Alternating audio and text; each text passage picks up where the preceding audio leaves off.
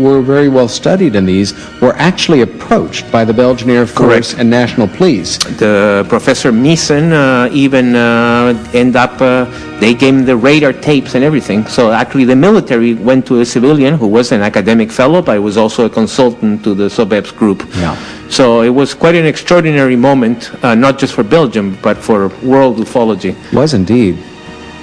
Now, Alton Barnes is in the Wiltshire area of south central England, which is the absolute epicenter of crop circle activity.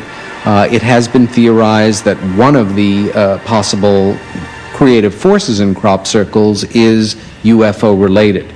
And here we see captured on film something that is very close to that crop circle that we saw before. And it's only, I think there's only about 2 or 3 films or videos altogether that show an object near the crop circle. They're very rare. Indeed. And this is probably the best. There's another one more recent, which is not in this collection, which I believe it's considered a hoax now, even by Colin Andrews. Yeah. A very impressive hoax, but a hoax nonetheless, very likely. This one, I must say, certainly captured the photographer's imagination, and he stayed with it. One can dismiss it as just something being carried along by the wind, but we should not be so quick to do that when we're dealing with a phenomenon like this. In any case, we'll follow it as it moves across this terrain and follow the camera's point of view on it. Yeah, I don't know why the landscape becomes green. Must be a camera effect, I guess, or the fact that this has been copied a number of times and there is a built-in distortion, or there is a purple hillside there that we're not aware of. It is also a very beautiful part of England, and if you have an opportunity to visit this area, especially during the summer months, which being that you need a crop to have crop circles, it is a beautiful area to explore, and one that I certainly hope to visit at that time of year sometime. Yeah, and I also should add that despite all the efforts to, dismiss the crop circles as hoaxes, there certainly have been many hoaxes, but the phenomenon continues. There's no question we're dealing with a genuine phenomena with a number of human-engineered sort of mimicries. Right. Yeah, there's no question that there's some hoaxes, but on the other hand, there are others that strange things have been found on the plants themselves. Yeah, physiological changes in the entire crop, the soil there. There is some terrific research. Here we are again. It's continuing to move off at a pretty good clip. Yeah, I don't know if another theory for this was that maybe it was a bird, but doesn't look... Yeah. And again, sometimes it's a simple technique, but if you squint your eyes ever so slightly, you may make out a little bit of detail that you wouldn't see otherwise, and that seems to be a pretty amorphous kind of shape.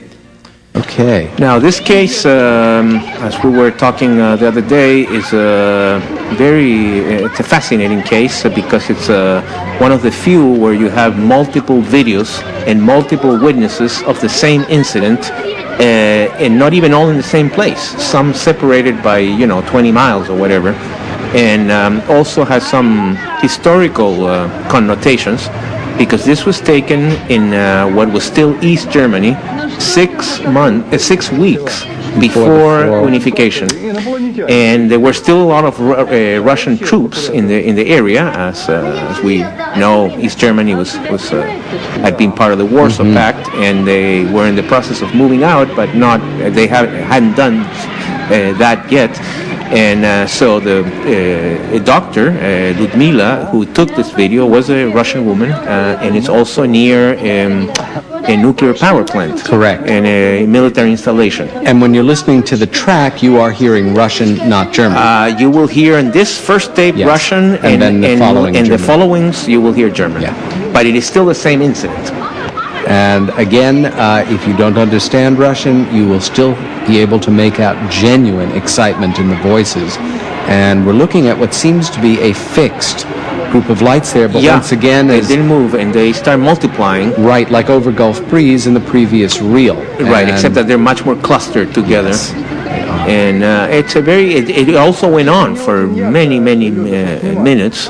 And it's a very, very, very good case. One of the best video cases that I'm aware of, because of the multiple video cameras and, I don't know, probably hundreds of witnesses altogether. Indeed. I would be surprised if it was more, because this is the kind of thing that people will remember. And some researchers in Germany later did check once the unification went forward, and with the police and the military, to see if there were some kind of military maneuvers, and the answer was no.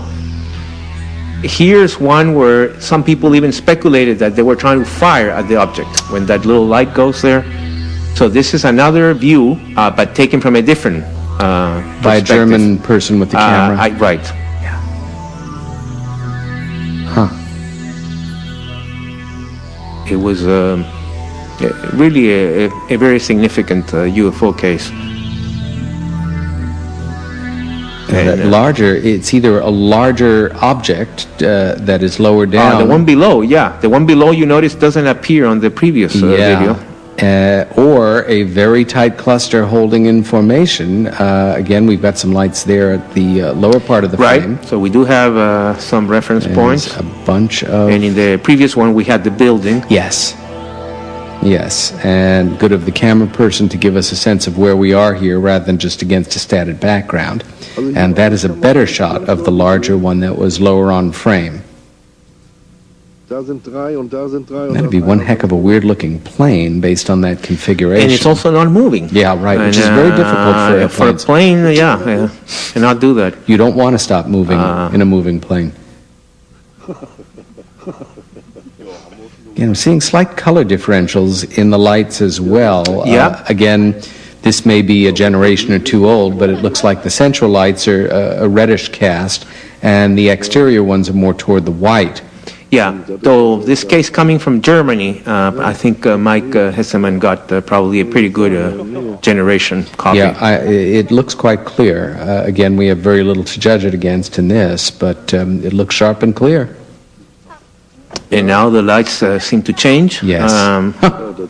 Which is significant. One wonders if it's the lights changing or the angle of the thing. Could be. Maybe we're seeing the same thing from another angle. From another angle, Once again, all speculation, but it is, it's major, whatever it is. And we see one of the lights dimming there, getting very red. Right. Guck mal, der eine ist jetzt ganz, ganz schwach. Ja. Ne? Du, in der Kamera siehst das unheimlich gut. Ja. Holding its ground. Yeah, you can tell that this went on for quite a while. Yeah. Doing a little bit of zooming there, I think. But the cameraman is making a very good job because for handheld, that's not bad at all. And he's not over focusing when you lose resolution, which is very common, unfortunately, on many UFO videos. It sure is.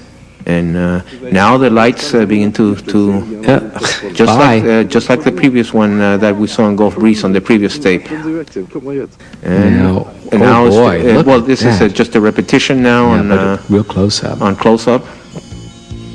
And again, it's purely guesswork whether or not the lights are going out, whether the things that are making the lights is disappearing, so to say, whether